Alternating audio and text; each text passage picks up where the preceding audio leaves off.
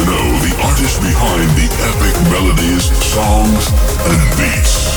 Celebrating the best new music from around the world. This is the A State of Trance podcast. Hey, what's up? My name is Ruben and welcome to a new A State of Trance podcast. Within the studio today, Seth Hills. Hey, yo. How are you doing, man? I'm good. Just came back from Ibiza and... Which is probably a sentence you say a lot because you're there quite a lot. So yeah, I'm like a soundboard in the summer. This is like one of the you press a button. I just came back from Ibiza. From Ibiza. Oh, it could be worse. Could be worse. We're going back to Spain tomorrow, so I'm not complaining. It's in and out, real quick. Yeah, because you are Dutch, but obviously you live nowadays in Sweden. Yes, in Stockholm, because you were like, okay, I'm tired of the rain. I'm going to the snow. Yeah, I don't know. No. Okay, so I have a couple of questions for you. We're going to dive a little bit into the history of Seth Hills, of course.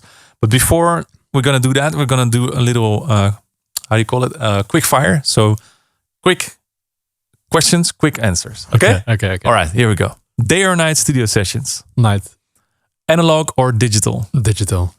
Most overused plugin that you me? use right now? Serum. Coffee, tea, or something else? Water. Okay. Which is sort of coffee tea as well, but yeah. Finish this sentence. A track isn't done until... A track isn't done until I cannot open the project anymore, otherwise I'll go nuts. The weirdest sound you've ever sampled or created? My fart. Okay. That's a good one. Your go-to snack during long studio hours? I actually like to have a steak really late at night because I do pretty long studio nights. So you bake a steak before? I do it in the air fryer. In the air fryer? Yeah. Blasphemy. One preset you are embarrassed about using it? I'm not embarrassed. I just own it. Like you fart again? Yeah, my fart probably. A track you would play at a 3 a.m. road trip? Empire of the Sun, which was We Are the People? Yeah. That's a good one. A track you would say for a sunrise festival set? The end of your set, silence, the sun is coming up. In the silence, the Chester Ring. Oh, Delirium. Yeah. Good one. I think we have the title of the podcast. We have it already. Seth Hills uses farts for... Anyways. Yeah, I love the quick fire. Perfect. Yeah. Thanks to my brain. Yeah. All right. So let's dive into the history a little bit of Seth Hills, because I did a little bit of research and then I came back to 2016. Is that correct? That's when you started out. But first you started out as a duo together with Tim van Stad. Yeah. Who is now a very successful hardstyle producer as Atmospheres. Tell us about... First of all, before that, because there's always a point in life that's for an artist that you were like, now I fell in love with dance music. This is it. This is what I love. Do you still remember hearing your very first dance music track? Yeah, I remember it was like Swedish House Mafia 1, because I was listening to whatever kind of music. And when I heard Swedish House Mafia 1, I was like, wow, this is something else. And I just noticed I was really attracted to just music production in general. I was like, oh, but those are not instruments, right? They make these on a computer. Yeah. I was like, I love computers. I was like, I want to try this one day myself. I didn't do it straight back then, but I started listening to a lot of Swedish House Mafia. But I started as an hardstyle producer, because I was doing hardstyle, and I think I did it for like 2 or 3 years, and that's how I got some friends in hardstyle. I mean, I'm very close with Sub-Zero Project, Atmospheres, Evan Wild, and I like Atmospheres. Tim van Stad, he became one of my best friends, and yeah, he still is a very, very good friend of mine. We still have a lot of contact, but I was doing a lot of hardstyle, and at one point I started like experimenting with older genres. But this was in the big room era, even, that I was like, oh, this is also interesting, and I kind of naturally shifted more towards that because I didn't do any releases yet as an hardstyle DJ or whatsoever. So I started experimenting more with that, but I was in the studio basically every day with Tim. Yeah, I mean, like we just hang out every day. Okay, let's rewind a little bit because you're going way too fast. Sorry. No. So we are at the point you listened to Swedish House Mafia 1 that got yourself into dance music. Yeah. And you were triggered like, hey, I'm fascinated how this is created. Yeah. I want to start doing this yourself. Was this something that you started just by yourself, or was this already with Tim as well? That you were like, I'm fascinated about the sound of music and I want to start creating it? No, like I was just fascinated for a long time just by the electronic music, and actually when the trigger hit me, like, yo, I actually want to do this myself. That was within the hardstyle. Okay. So you downloaded a DAW. Yeah. Which was Logic. I always started straight away. I've never worked in any other DAW, and it's funny. I cannot even put a sample in Ableton or like put a sample in FLC. It's easy. I can show you. Yeah, very easy. No. Okay, so yeah, you dove into Logic straight away, and this was by yourself. How long did it take you before you actually got to a point that you were like, okay, this is decent. This is not too bad. It's funny because I think I was 15, and I was like, okay, if I want to be a DJ, because I was like, okay, I obviously with this. You got to be a DJ, right? Like you do electronic music and you're a DJ playing the music for a crowd. Yeah. So I started producing first, but then I was like, oh man, this is difficult. Like this is something you don't learn in a few months. Yeah. I noticed it very quickly. So instead of that, I started doing like mixtapes. And I was like, okay, maybe I can just do mixtapes and maybe become big with that. Yeah.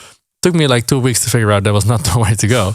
So I was like, okay, I you know what? I'm just gonna look at myself and just see whatever it ends up. You know, like in my head, I was like, okay, I'm gonna be a hardstyle producer, and I mean, like, yeah, look at me now. Like, okay, so you locked yourself into your room. Yeah, you started Logic, because I know how it is that you start for the very first time. How did you approach it? Did you load in or listen to tracks that you liked a lot and try to recreate it, or did it take you a long time before figuring out that you could put in samples or VSTs or? Yeah, I mean, back then it was like 2010, 2011. There were not that much YouTube tutorials. No. There were some, and especially in the hardstyle, there were like almost none. So I had to like, what I did was just analyze tracks and just think, like, okay, but how do they make these sounds? And like, back then it was a lot of Silent One, a Massive little bit, and Nexus, also Nexus, And I was like, let's just analyze this and like just.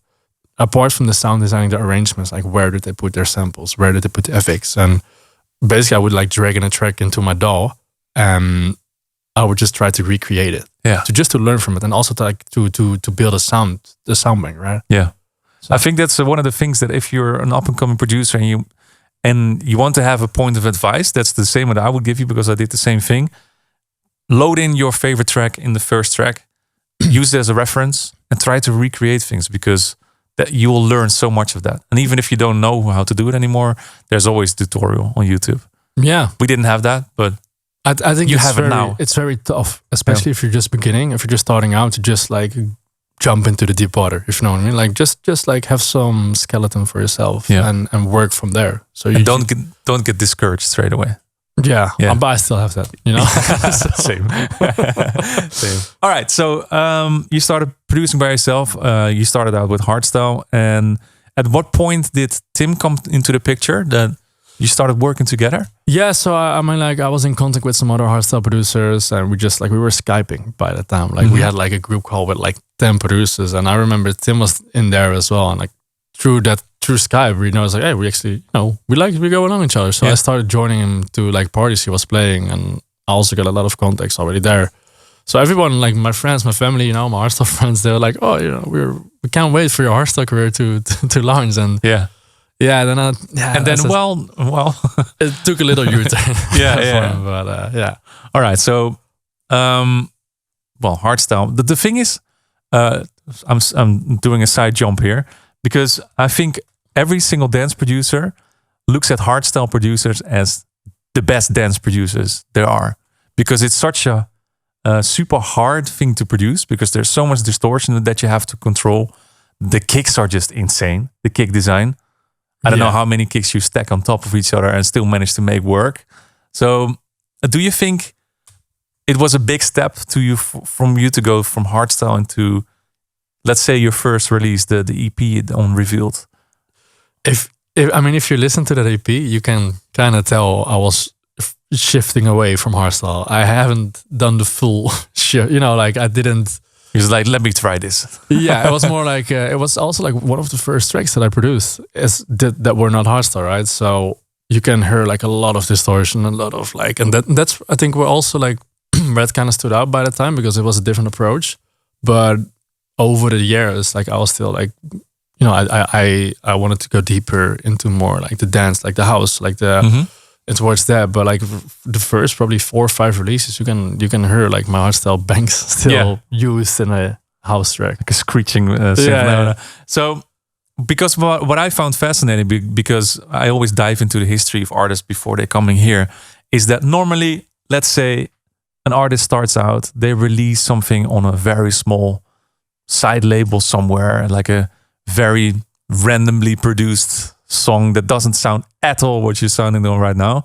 But I was looking back into your discography and I was like, first release is already on Revealed?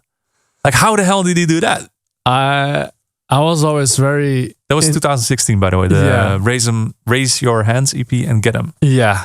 I'm always very much into like the first impression is the most important. So I was like, I came to a point that I was like, okay, I want to release my tracks. But then after 2 weeks, I was like, when I listened to the main labels, which were like whatever, Revealed, Armada, I was like, it's not there yet. And I'm like, I was very aware of that. And I'm like, why would I rush it now? And maybe, I'll go for a random label and this is my first impression.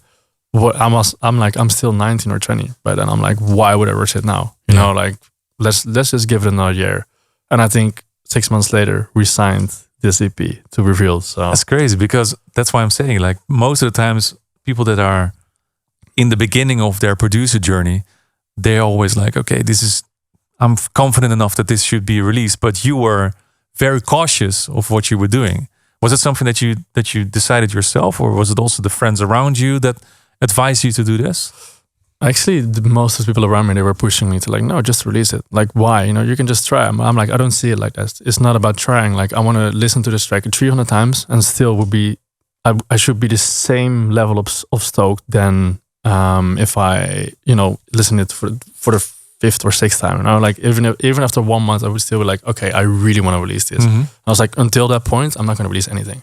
Yeah. So respect, to be honest. No, thanks. I think it's that's why I was surprised. I was like, okay, who does that? First release on a label, and even an EP, which is more of an investment of a label than just a one-off signed track or whatever, or part of an EP with other artists. So it's like, hey, that's interesting. So you continued releasing more on Revealed, and then 2018. Was that the point that you were like, okay, I left my hardstyle roots behind, I'm now going to sign a track to Axel's label, X-Tone? I'm talking about Fire with Magnificence. Yeah, I mean, like, I noticed, like, when I started with that sound, I was doing some shows, and I noticed, like, after a while, I was like, I don't want to play these tracks in my sets anymore. Mm-hmm. And then I was like, okay, well, obviously I have to come up with something new. Like, I had my DNA before, people know me for that, but like, I think it's time for the next step, right? Because I'm like, I just got bored of it. Yeah. I don't know how it is with you, but like, if I do a certain style or genre, like, it can either take me a few months or a few years, but I will get bored of it. So it's not that I'm like doing a U-turn again, but like, I need to like keep exploring. Challenge yourself into creating new sounds. And So I was like, I was just doing a bunch of ideas, like a lot of different styles. And at one point, I was actually touring with Magnificence in China, and we were just going through this folder because that's where we did the Revealed tracks. And I had like 20 different tracks, but like 20 different styles. And then this drop was already there, from what I remember. I showed it to him, and he was like, "Yo, send me the stems." He's like, "Let's see if we can do something with it." And then he spiced up the drop. We created this break. He came with this amazing vocal, and I remember that one was weird because like nobody wanted to sign it from the start. I was like, okay, maybe this was too weird. Because it was too strange. Yeah, it was like they were like, this is something we never heard before, so they didn't really dare to do it until Axel started playing it. And then, how did you get it to Axel? Was it through yourself? To Magnificence. They were already in contact with him. And then as soon as he played it, like, we got an email back from all the labels. They're like, oh no, wait, actually, we want to sign it. We do actually want to sign it. Wait a minute, we sent it to you a few months ago. You didn't like it. Exactly. When he released that one, like, it went nuts, and like, it was like the support was crazy back then, and that was like a new level of support of me. Like, for example, the Revealed ones, they took good support, but like this one, I remember I went to Tomorrowland, and I was like, I saw Axel, and he came to me, he was like, is there anyone today that didn't play this trick? Yeah. Like, not obviously not everyone, but like, I heard it like 4 or 5 times that day, and I was like, okay, well, this is something. Yeah. You walk around the festival, you hear the track everywhere, like, yeah, it was super weird for me. It's so weird to hear my own music like that. That was the first time for me. So I was like, okay, well, this is, and I decided, okay, this is the path I'm taking right now. I I did that style for quite a while as well. So, but it was the second time that you stepped away from something because you could have continued with the road that you had with Revealed, released another DNA like a million times. Yeah, but you were like, okay, let's try something else, which is kind of a red thread through your career as well. But we'll get to that later as well. Let's jump again in time because let's pick this one, 2019, because suddenly you teamed up with Stamped, the label of Martin Garrix. You started with Whisper, I think. Yeah. Sure. Followed by Backfire with Julian Jordan, and then Echo. So you had a lot of tunes resulting into an EP in 2020. Tell us about the journey getting into Stamped, into that family, because that was a whole new challenge, I would say. It is new sound, new challenge, new team, new artists. Yeah, because obviously with this new sound, I was kind of like I was looking for like a new home, for the sound, and I was like, I don't want to go label shop every time. I just want to have like one close team that I work with. And I remember I had like 20 tracks or like at least 15 tracks laying around, and I was just pitching this folder to labels. And I remember Extone was like, yeah, we like it, but like maybe not now. And they were like, hey, we want to have another Fire. Yeah, basically. Yeah. And it was too much different stuff as well. And I remember I did a show with Julian Jordan, and I showed him these tracks, and he was like, oh, just send it to me. He's like, just send it to me, and maybe I'll play it or something. I was like, yeah, sure, go ahead. And then I remember, I think the week after, I got a FaceTime call from Martin Garrix, and he was in the studio with Julian Jordan. He's like, hey man, I've heard your music. He's like, just come by in the studio here one day. Like, what? Yeah. I'm like, yeah, sure, man. I can see if I have a spot in my schedule.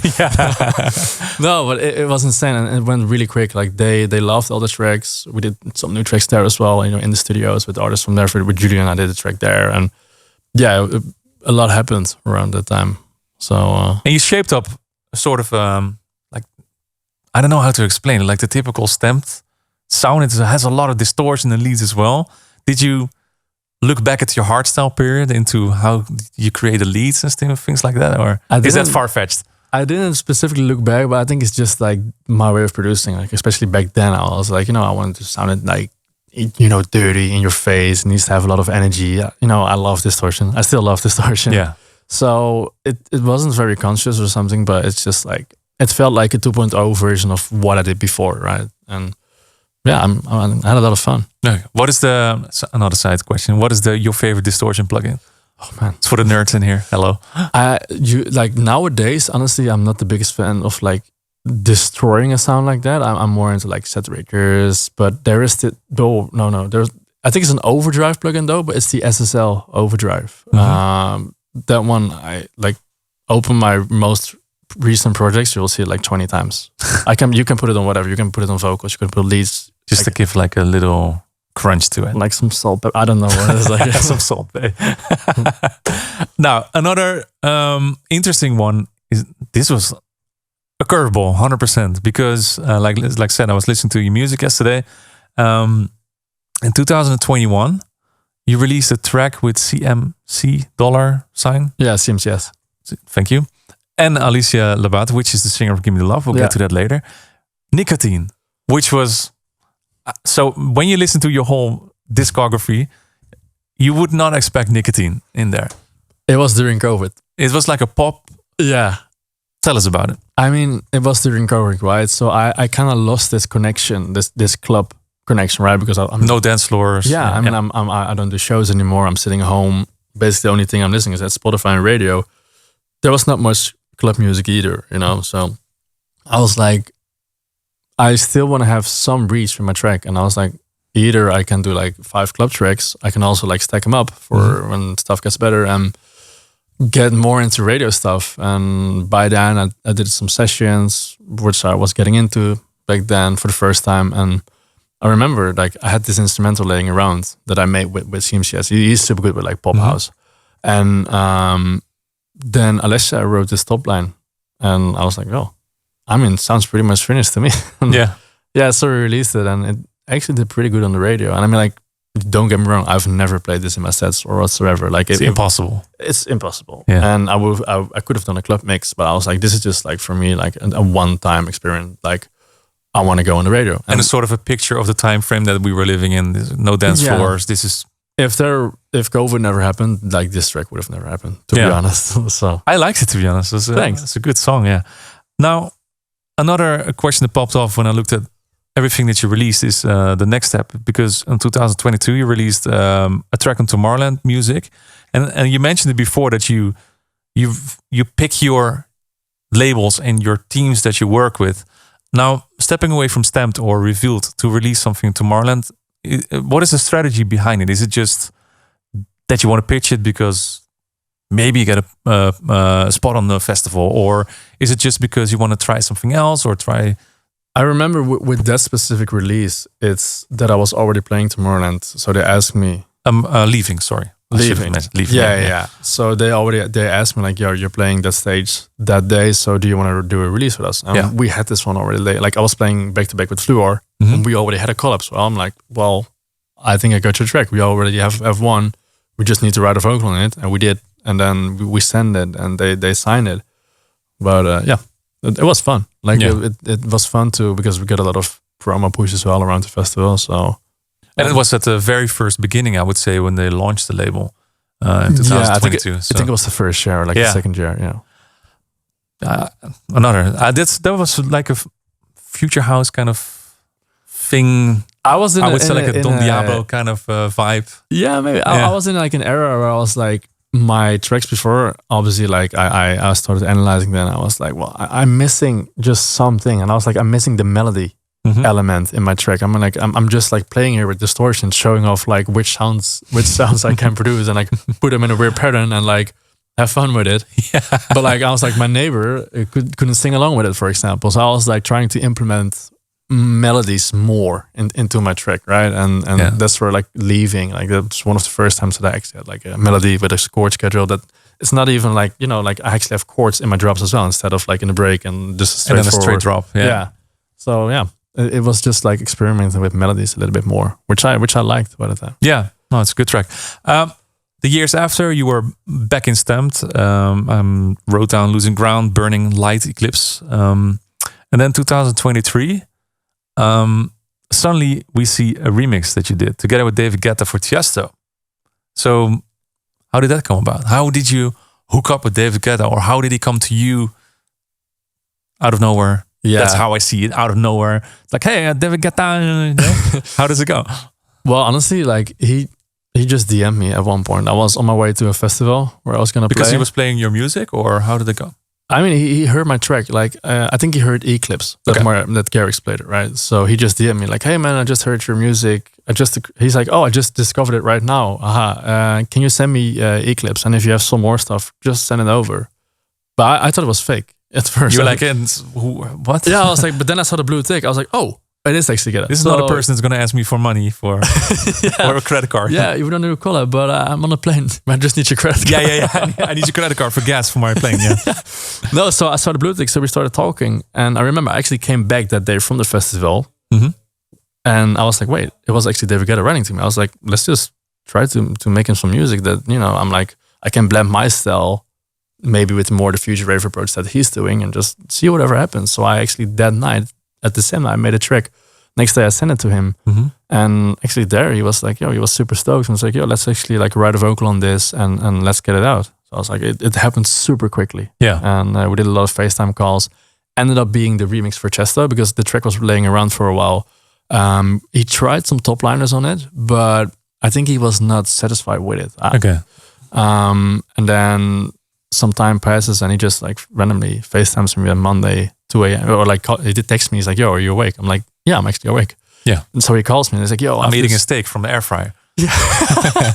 Come on. So he showed me like, "Yo, I have this with our track. I used it for a Chester remix, and he changed a lot. Like he changed the pitch, changed the arrangement, and I was like, after like a few listens, I was like, it's actually really great." So then we went for the remix, and it came out, and it's my most streamed song ever. Yeah, it's doing wild, which is not really weird because you have Tiesto and 21 Savage and you and David Guetta all combined. So pretty cool. It's a bit of a how do you say it? Spotify bomb at least. Yeah. Now 2024 comes along. This was 2023, and there's another link with Guetta because you remixed Guetta at that moment. Was it something that you did at the same time as the whole Chester remix came about? That you did remix Logical song? No, I actually called him on the release day just to be like, hey man, just super proud that we can do this, super happy to work with you. And he take me as well. And he was like, well, we should work more together. I'm like, yeah, well, I have my laptop in front of me. He's like, I was like, tell me what's next. And he's like, well, you actually you want to do a remix for me, like for me, instead of that we do it for Chester, right? And what I noticed with that remix, that's why I wrote it down, is that it was sort of a new sound again. It felt like it's a little bit well, I'm not sure if it's the first time, but one of the first times that you took the direction that you still have right now. Yeah. Yeah. It was, as I said, like it was because before, like in that transition between that, I was doing like straightforward club tracks, that I was starting to implement like chord schedules in my drops. Like I was like, it's still too much distraction, right? I just want to have like a more dominant melody.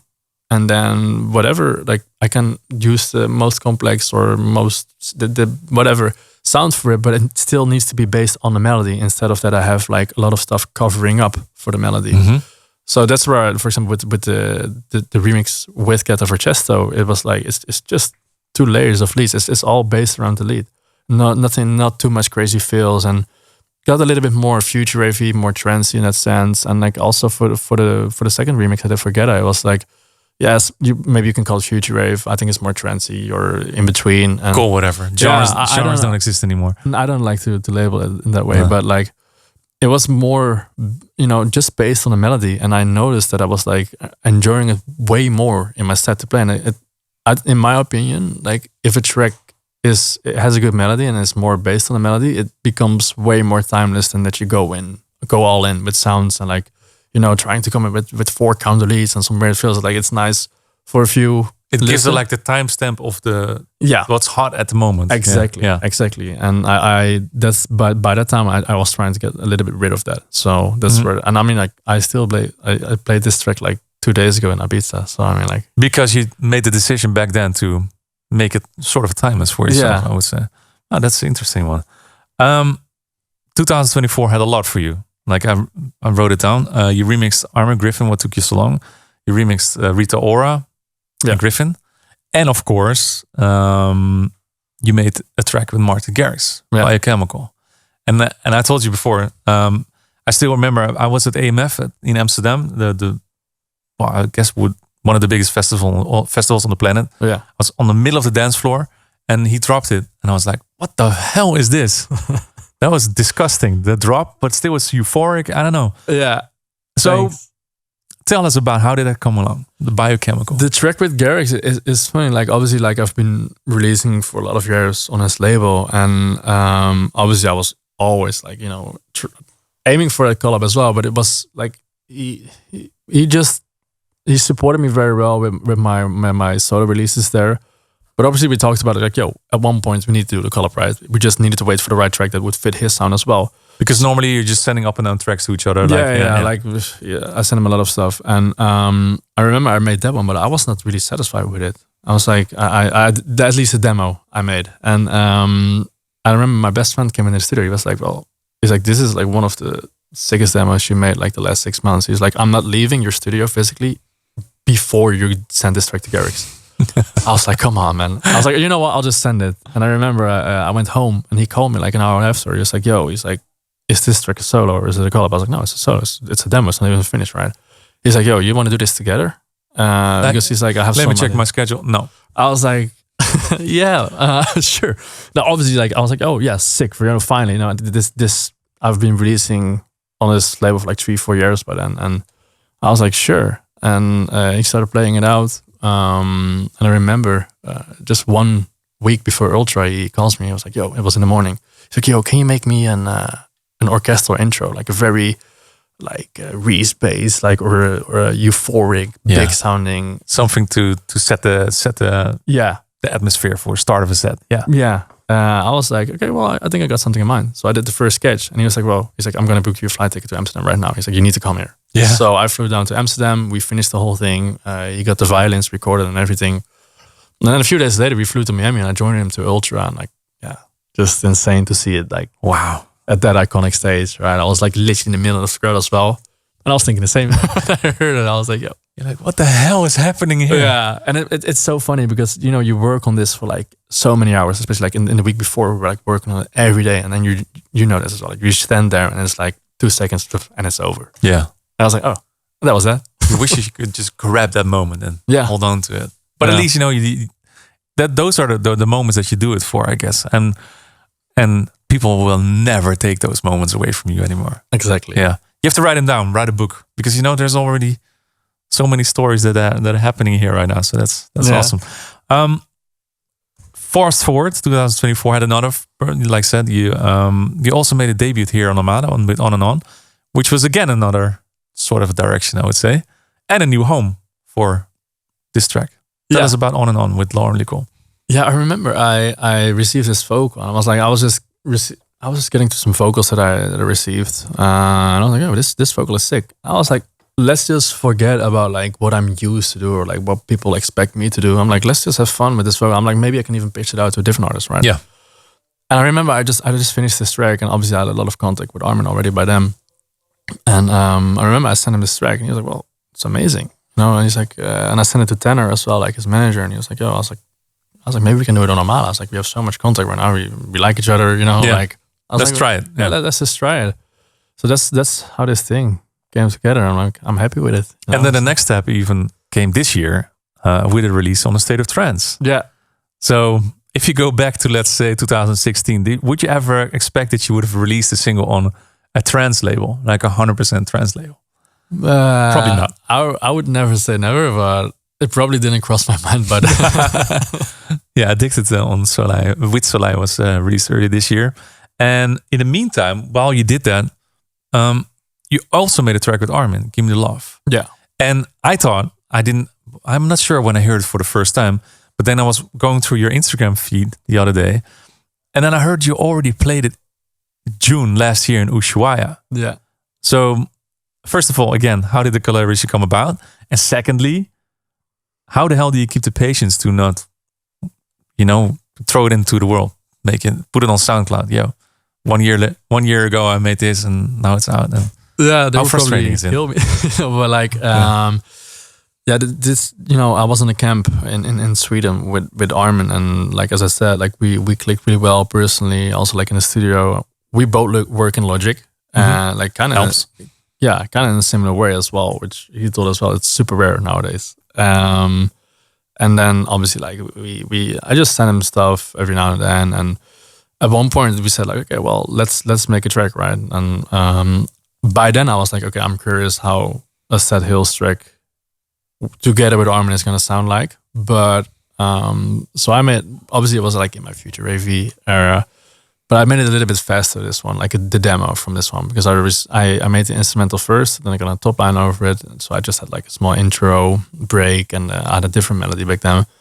And I sent it to Armin, and he immediately like called me back, and he was like, yo, because I was asking him like, yo, can I maybe, if I finish it, do this one on Armada?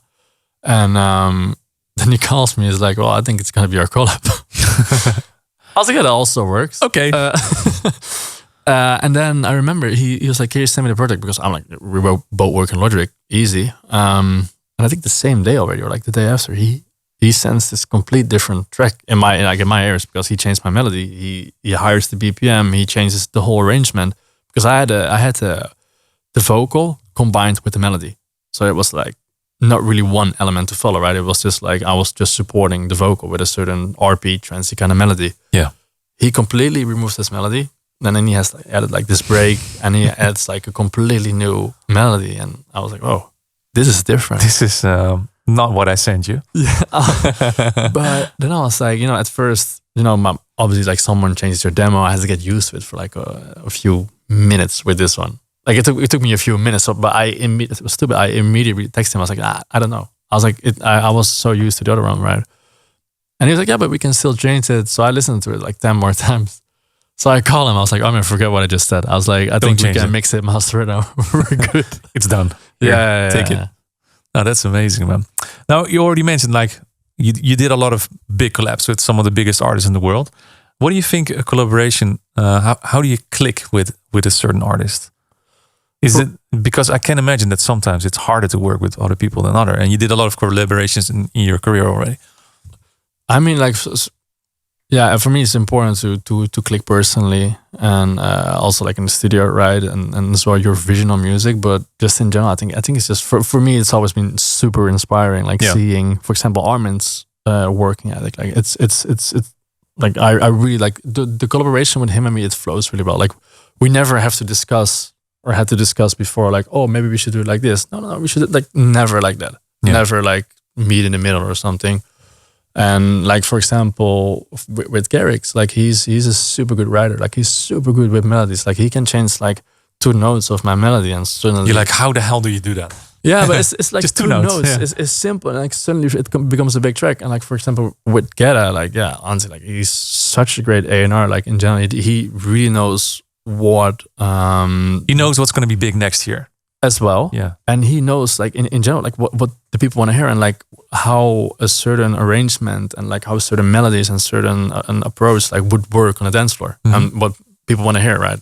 Like he's super conscious of that, which I so out of all the collaborations with, I think everyone dreams about doing these collaborations, right?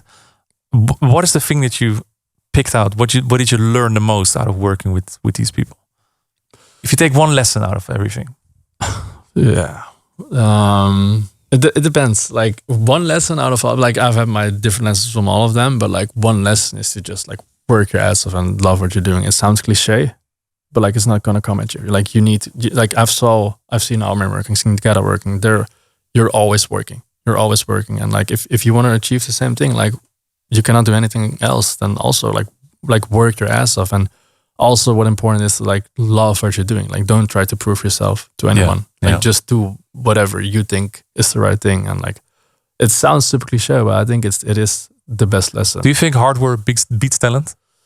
Yeah, 100%. I honestly I do believe in talent, but I think it's over, if you know what I mean. It's like it's all in hard work. Like you can have talent, but there's another guy like sitting like 8 hours more, working 8 hours more than you, and he will pass you for sure. Yeah. Like, or like, yeah, obviously you have lucky situations, but hard work beats talent. 100%. Yeah, and you create your own luck in certain ways also. Yeah. Because if you create a lot and work a lot, then you create more opportunities for yourself also, I think. Yeah. At least that's what I think. Now, something totally different. So you've been part of Stamped, you've been part of Revealed, you did your things with Tomorrowland, with major labels, now also with Armada and A State of Trance. Do you think at a certain point that you're going to set up your own collective, your own label as well? Maybe. I've never thought about it in that sense, but I mean, I'm just, I like what I'm doing right now. I don't really feel the urge to like, but like maybe on a later, in a later stadium that I'm like, okay, well, I'm very dominant with this kind of sound, like let's say in 5 years I do my radio tracks or like more, streamable tracks, but also like I have a very specific way of doing club music. And, I see a lot of young, new talents are rocking that as well. And I'm really, playing those tracks, like maybe then, but it's for now, like I'm very comfortable with how things are going right now. So the last thing I'll say about all the collaborations that you did, because, you have to mention them, of course. So you worked with all these guys now, and now if you could pick one more, a dream collaboration with anyone, dead or alive, pop artists, maybe Mozart, Bach, I don't care. If there's one particular artist ever lived or living right now, who would it be?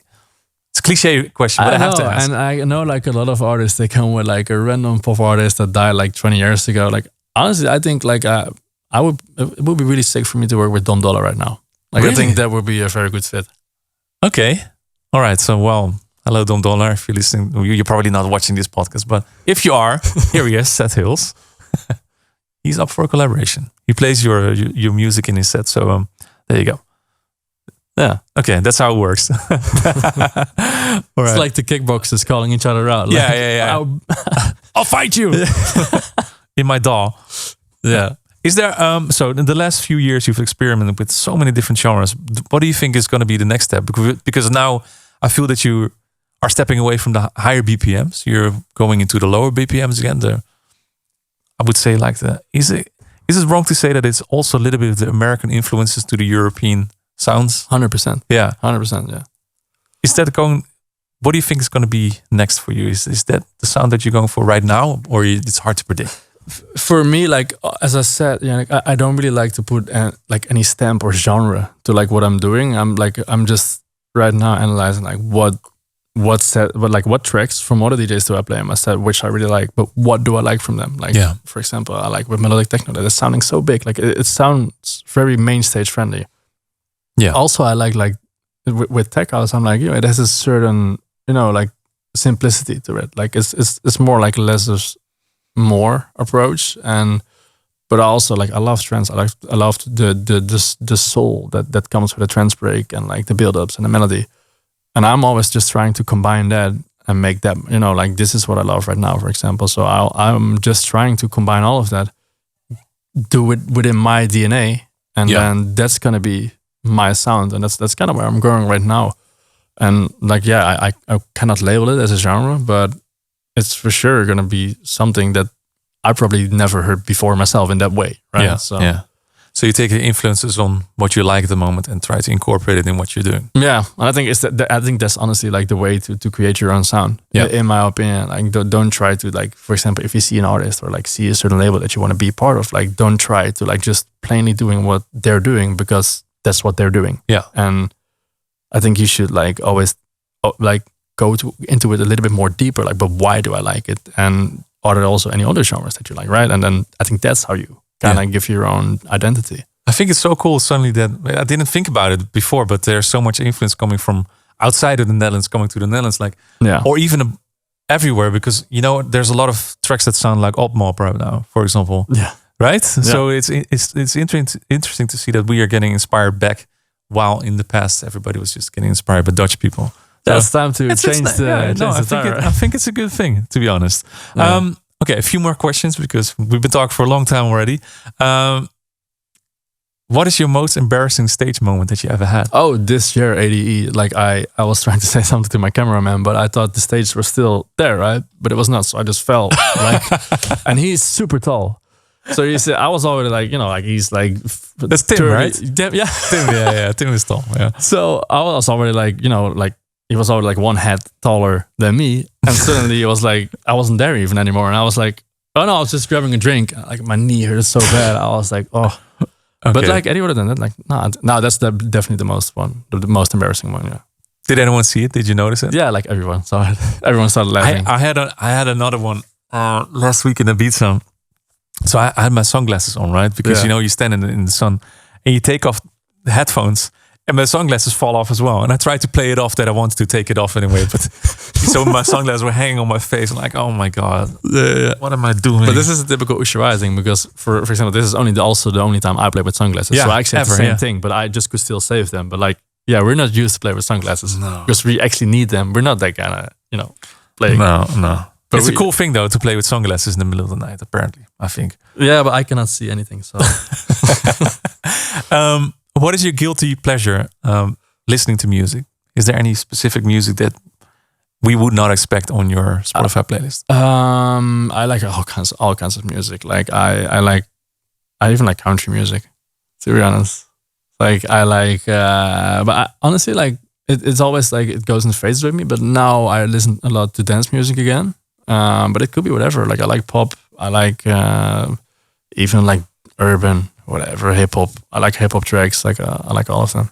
There's a lot of hip hop influences also in dance music right now with the raps. There's a lot of raps in music as well right now. 100%. Yeah, I like that. It's really cool. Last one. Do you have any weird pre-show rituals before you're playing a show?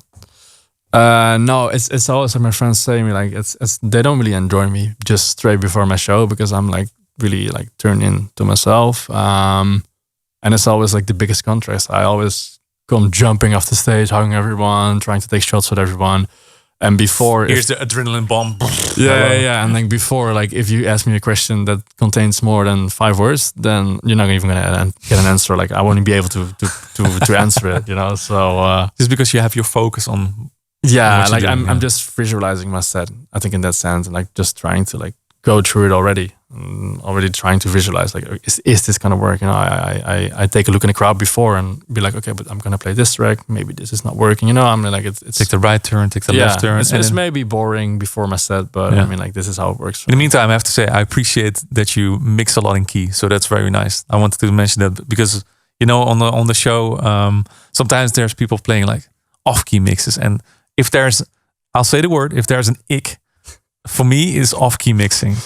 I don't know. I know a lot of people don't even hear it, but for me, it's like, what about an off-key mashup? I can't handle this, ladies and gentlemen. No. All right. Well, thank you so much for answering all these questions. I'm pretty sure a lot of people that are listening right now have a better picture of Seth Hills right now. And yeah, I appreciate your time and thank you for being here. Thank you for having me, man. I had fun. So all right. Thank you for that. And thank you for tuning into the State of Trance podcast. See you next time. Bye-bye. Thank you for tuning in. Check all previous episodes on YouTube or your favorite podcast portal.